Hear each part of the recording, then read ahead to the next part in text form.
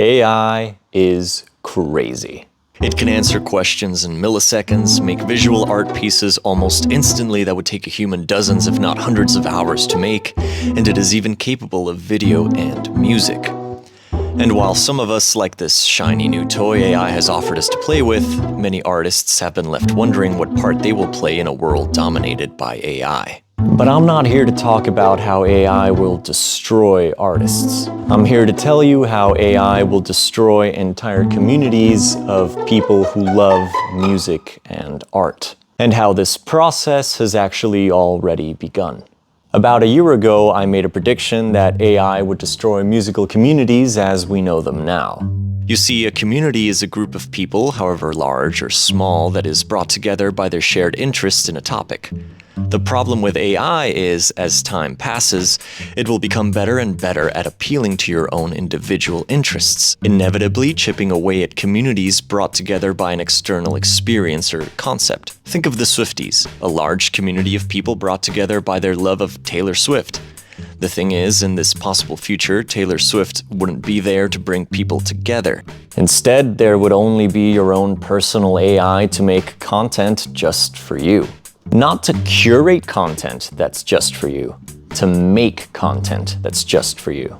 So what this means is that instead of Taylor Swift, there would be an AI. And instead of the Swifties, well, it'll just be you. I know this may sound a bit paranoid, no doubt, but the truth is that it's already happening. At the end of every year, Spotify users get a little thing called Spotify Wrapped that shows them their most listened to artists, songs, stuff like that. But this year, Spotify added a little something extra. If you have a Spotify account in the US, UK, New Zealand, Australia, Canada, Ireland, or Sweden, Spotify Wrapped now includes an AI podcast where you could hear people talk about your Spotify Wrapped. Harmless enough, right? It's just a little fun thing you can listen to and feel like something was made just for you. I mean, even Spotify advertises this feature as such. And, to be fair, this little AI podcast in and of itself isn't a real issue. So what is the problem then? This podcast is something that can't be shared. And I don't mean like you can't share it like you share a link to a funny video you watched. What I mean is that it can't be shared emotionally. It can't be lauded by 2 or more people saying how great it is. It can't be discussed. It can't be neither supported by others' views, nor can anyone disagree with it. It is meant to be consumed by solely one person. And that person is the one for who this AI Spotify Wrapped podcast was made. It is content made to pander to solely one individual, who is expected to invest their time and attention into this thing that, yeah, maybe they can enjoy, but they will ultimately enjoy alone. Anyone else who listens to another person's AI podcast will just simply be out of the loop because they have no personal stake or interest in what's being said. Sure, you may get a laugh out of it with your friends when you compare podcasts, but there's no way that you will have an emotional attachment to your friend's Spotify Wrapped AI podcast greater than the one Spotify made just for you. How am I supposed to get any real enjoyment out of something that is solely made to appeal to just you? To me, this may be the first sign of the prediction I made coming true, that we are in danger of losing our sense of community in the world of music. Allow me to explain through an example. The year is 1977. A little film called Star Wars: A New Hope has just hit the cinemas and has garnered curiosity among the populace, who soon enough go see it. And what happens next? One of the most revolutionary cinematic experiences of all time is witnessed by hundreds of millions. People are losing their minds at the special effects, at the terrifying and intimidating nature of Darth Vader, and they became invested in Luke's transformation from a young nobody on a lone desert planet into the hero of the rebellion. Before long, almost the entire world knew and loved Luke Skywalker's story. Fans of the film would discuss it at length, to this day actually. People could share what characters they liked and why. Hell, even entire conventions are organized around people's love for Star Wars and other stories, like San Diego's Comic-Con. You can even buy Lego Star Wars sets. Star Wars, one common film that was experienced and shared by almost everyone on Earth, gave birth to a community. A community made up of people who could, if nothing else, be brought together by one thing: their love of the film. This community was made possible thanks to two things: common interest and general accessibility. People had heard about a new space saga film that piqued people's curiosity enough to want to pay money to see it. So anyone with a few dollars and the means to go to a cinema was able to see the exact same film. So what happened after a common interest and general accessibility allowed millions of people all over the world to see this film? Well, it turned into a shared experience, one where each individual became personally, emotionally attached. The power of Luke's story was so grand that it literally changed people's lives. Now, instead of a film, imagine that we are talking about a rock band, like Queen. Instead of going to the cinema, you would buy and listen to the record. Instead of Legos, you would buy band t-shirts and merch. Instead of conventions, you would go see them play live in a concert. A community revolving around people's love for Queen has been formed in the exact same way. Common interest plus general accessibility equals a shared experience that produces emotional attachment. And this phenomenon is not limited to the last century. It still happens today. I mean, just look at Taylor Swift with her hordes of die-hard fans. Entire communities built upon people's shared love of the same experience. And this, right here, is what is in danger with AI and music. Not just the artists, entire communities. So, back to the Spotify Wrapped personalized AI podcast. I fear that this is the beginning of a dystopian reality that I predicted would occur about a year ago. A cousin of mine was working on a project and she asked me how I thought AI would affect the music industry in the future. Long story short, I said that the musical communities would diminish and in the worst case scenario, would disappear altogether. You see, I think that AI can get so good and be so available in almost every aspect of our lives that AI would be able not just to make music, but to make music specially for you and you alone. AI will know everything about your tastes and tendencies, likes and dislikes. Soon enough, you will be able to tell your AI music algorithm that you would like to listen to pop music. And right there, in milliseconds, AI will create a pop music album made specifically for you. The songs would be entirely new songs, brought into existence the moment you asked AI to give it to you.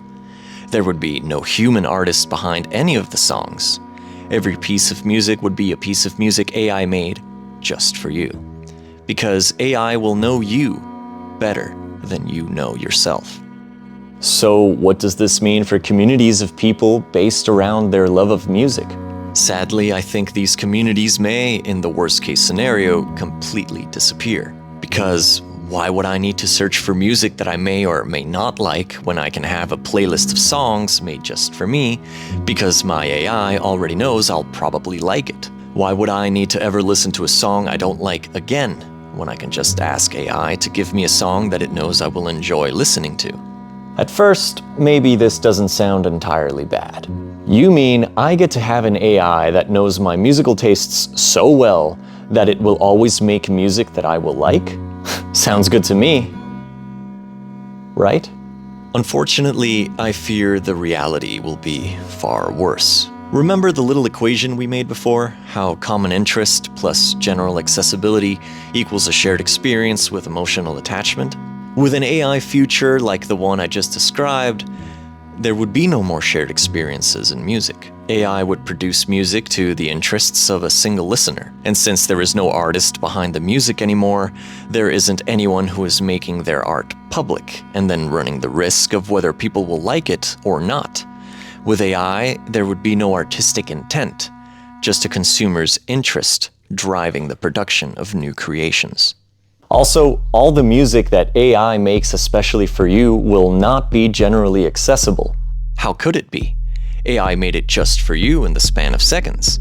There's absolutely no way for a large or even relatively small number of people to know that this album made just for you even exists. You will be experiencing a song that was made just for you with no one but yourself, the sole listener. And maybe you can develop some sort of emotional attachment to a song AI made just for you, but there will be no one to share your love of this AI song with. Because in the same way that AI made the song just for you, AI is also making songs made just for other people. Why would they develop an emotional connection to something made just for you when they have a greater chance of making an emotional connection to a song made just for them?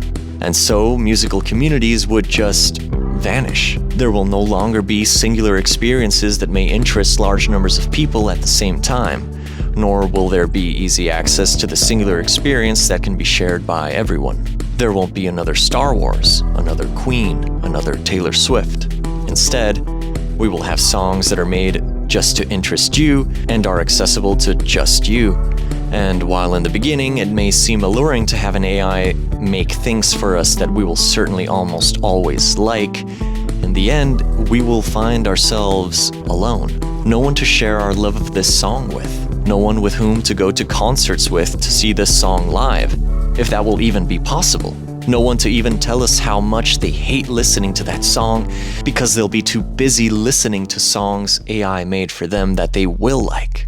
And in the wake of the personalized AI podcast on People's Spotify Wrapped, I fear that we are beginning to live through the beginning of such a reality.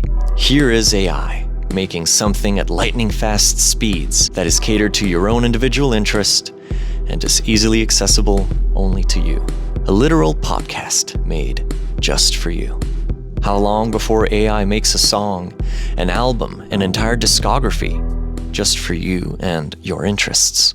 Now, I know that I may be coming off as a bit doomsdayish here, and that a reality dominated by personalized AI music is still nowhere near our current actual reality. But the winds are changing, and with them, there won't be works of art like Star Wars or Queen or Taylor Swift to bring us together.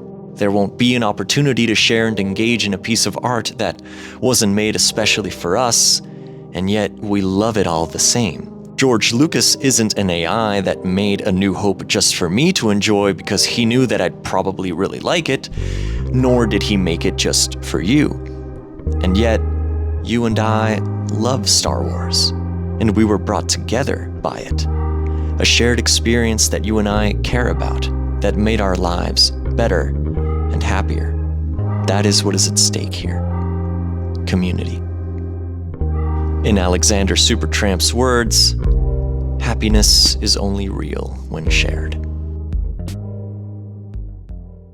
So those are my thoughts on what the Spotify Wrapped personalized AI podcast could mean for the future of the music industry and musical communities alike. Let me know what you think in the comments. Let me know if you have some counter arguments about this. I would love to hear what you think. And keep making music, keep listening to music, keep sharing music. And yeah, don't let the music die.